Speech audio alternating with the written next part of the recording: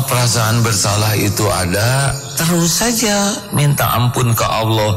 Karena kita ingat kepada dosa, itu bagian dari karunia Allah. Banyak orang yang berdosa dan tidak bisa ingat kepada dosanya. Jadi kalau kita kebayang dosa, kebayang maksiat yang dilakukan, itu bagian karunia dari Allah. Tinggal dibawa kemana? Dibawa ke minder, dibawa ke putus asa, itu tipu daya setan. Bawa ke tobat. Ingat, kalau udah ingat dosa, ingat hebatnya ampunan Allah. Jadi kalau kita hanya ingat dosa, tidak ingat ampunan Allah, tertekan diri kita.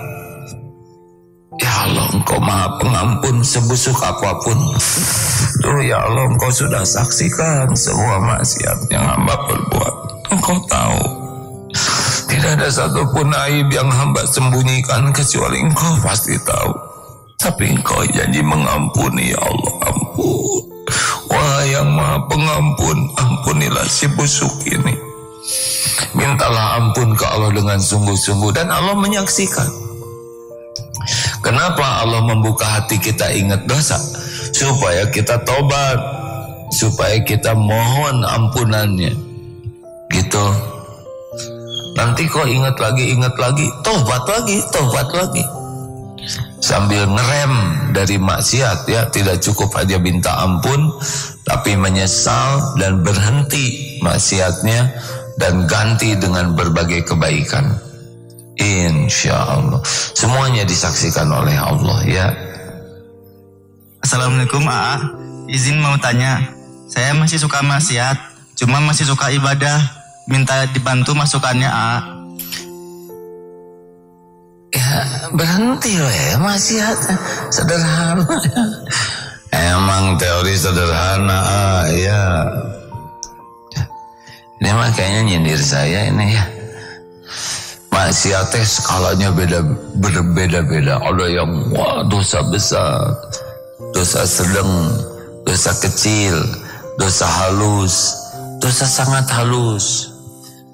Bagi orang yang banyak tobat, misalkan orang ini tobat dari dosa besar, waduh ampun ya Allah, saya sudah melakukan. Nanti oleh Allah ditolong dia untuk mengetahui dosa-dosa sedang dia. Aduh, astagfirullah ya Allah, saya gak bisa jaga pandangan.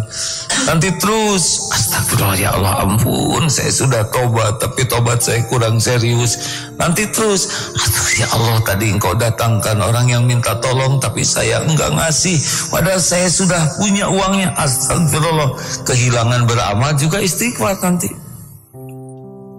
Tadi ada yang ngasih tahu, kok saya tidak berterima kasih. Astagfirullah ya Allah.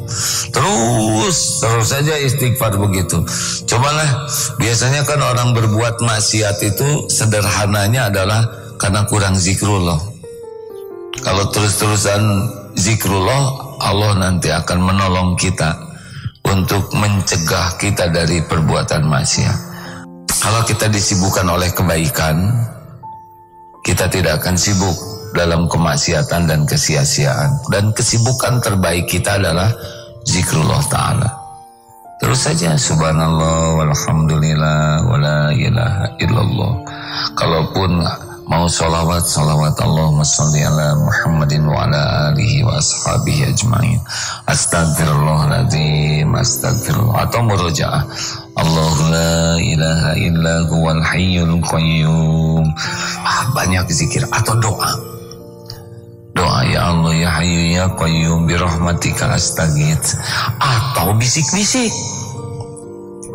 wah yang Maha menatap, Engkau tahu apapun yang hamba lakukan.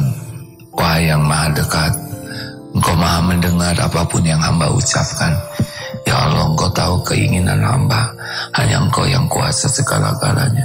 Ya Allah, hati saya sedang sedih, Engkaulah yang membolak-balik hati. Kuatkan hati ini ya Rabb. Bisik saja ke Allah, ya.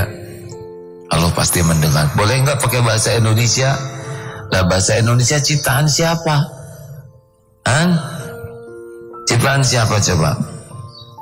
Adakah di dunia ini bahasa yang tidak diciptakan oleh Allah? Semuanya.